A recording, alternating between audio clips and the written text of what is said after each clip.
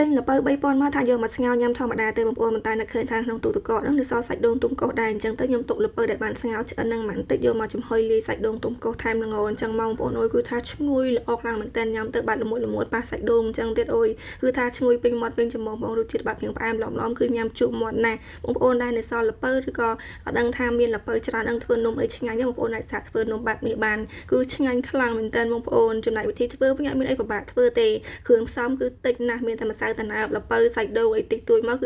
គឺអាចធ្វើបានហើយបងប្អូន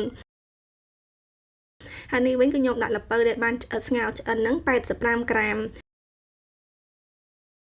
យើងប្របែកឲ្យម៉ត់បានល្អទៅខ្ញុំថែមអំបិលបន្តិចល្ងខ្មៅ10ក្រាមហើយនឹងសាច់ដូងទុំកោស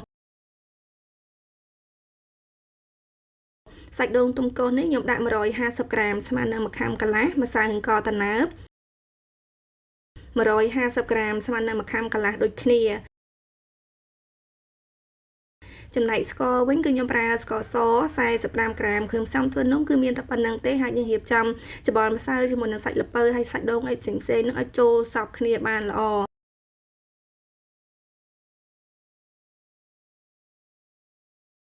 យើងគ្រាន់តែច្បាច់ទៅសោះឲ្យតែសាច់ល្ពៅហើយនឹងម្សៅហ្នឹងអ្នកបងប្អូនវាចូលសព្វគ្នាបែបហ្នឹងប៉ុណ្ណឹងគឺរួចរាល់ហើយគ្រឿងផ្សំធ្វើនំនេះដែរបងប្អូនអត់ចាំបាច់ថែមទឹកថែមខ្ទិះដូងឬក៏ទឹកដោះគោអីទេយើងលាយតែគ្រឿងផ្សំប៉ុណ្ណឹងមកគឺយើងអាចយកទៅចំហុយបាននៃសាច់នំគឺស្អិតចូលគ្នាល្អណាស់បងប្អូន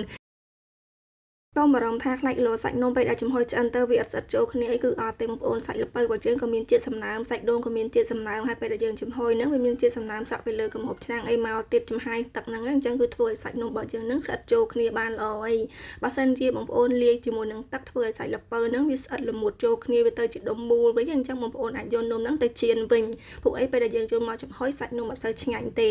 ហើយនេះបន្ទាប់ពីខ្ញុំបានរៀបចំឲ្យវាគ្រឿងផ្សំទាំងអស់ហ្នឹងចូលសព្វគ្នាអញ្ចឹងហើយខ្ញុំរៀបចំយកមកដាក់ចំហុយខ្ញុំបានដាក់ទឹកក្តៅប្រហែលជាកន្លះឆ្នាំងដែរបងប្អូនយើងតាំងឲ្យពុះទៅហើយយើងមករៀបចំសាច់នំពេលដែលយើងរៀបចំសាច់នំហើយទឹកពុះលើកទៅចំហុយហ្មងកុំឲ្យពិបាកពេលដែលយើងរៀបចំសាច់នំហើយត្រូវអង្គុយចាំទឹកឲ្យពុះល្អទៀតអញ្ចឹងណាហើយនេះបន្ទាប់ពីខ្ញុំបានរៀបចំដាក់ចានអញ្ចឹងហើយនេះបងប្អូនយើងយកលព្រាញ៉ាំបាយយើងធម្មតាក៏បានឬក៏កូនលព្រាតូចអញ្ចឹងមកសកាត់ផ្នែកខាងលើដើម្បីឲ្យបានឃើញទម្រង់ផ្នែកខាងលើហ្នឹងវាស្មើសាច់គ្នាបានល្អចំណែកចានវិញបងប្អូនអត់ចាំបាច់លាបប្រេងឆាឬក៏ដាក់លឹកចេកដាក់អីទេដែលថាសាច់នំនេះពេលដែលយើងចំហុយឆ្អិនគឺអត់មានស្អិតជាប់ចានអីញ៉ៃទេបងប្អូន